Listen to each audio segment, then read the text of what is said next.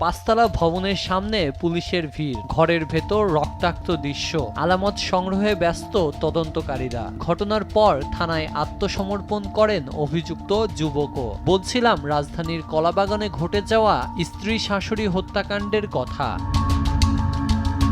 রোববার সকাল ৯টার দিকে কলাবাগানের কাঁঠালবাগান এলাকার ৫২ নম্বর বাসার ৫ম তলায় ঘটে এই ঘটনা। পারিবারিক কলহের জেরে নিজের স্ত্রী ও শাশুড়িকে হত্যার অভিযোগ ওঠে শিপন নামের এক যুবকের বিরুদ্ধে। ঘটনার পর অভিযুক্ত নিজেই কলাবাগান থানায় গিয়ে আত্মসমর্পণ করেন।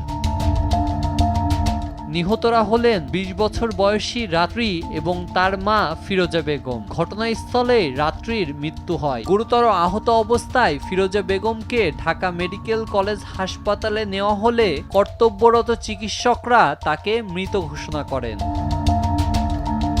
কলাবাগান থানা পুলিশের তথ্য মতে সকালে স্ত্রী রাত্রির সঙ্গে স্বামী শিপনের কথা কাটাকাটি হয়। এক পর্যায়ে শাশুড়ি ফিরোজা বেগম মেয়ের পক্ষ নিয়ে বিরোধ থামানোর চেষ্টা করলে অভিযুক্ত শিপন ধারালো অস্ত্র দিয়ে দুজনের উপর হামলা চালান। এতে ঘটনাস্থলেই রাত্রির মৃত্যু হয়। গুরুতর আহত অবস্থায় ফিরোজা বেগমকে ঢাকা মেডিকেল কলেজ হাসপাতালে নেওয়া হলে চিকিৎসাধীন অবস্থায় তিনিও মারা যান।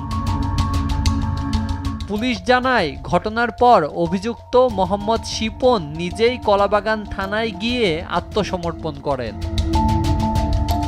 খবর পেয়ে পুলিশ ঘটনাস্থল পরিদর্শন করে আলামত সংগ্রহ করে। মরদেহ দুটি ময়নাতদন্তের জন্য ঢাকা মেডিকেল কলেজ হাসপাতালের মর্গে পাঠানো হয়েছে। হত্যাকাণ্ডে ব্যবহৃত অস্ত্র উদ্ধার এবং ঘটনার প্রকৃত কারণ জানতে তদন্ত চলছে বলে জানিয়েছে পুলিশ।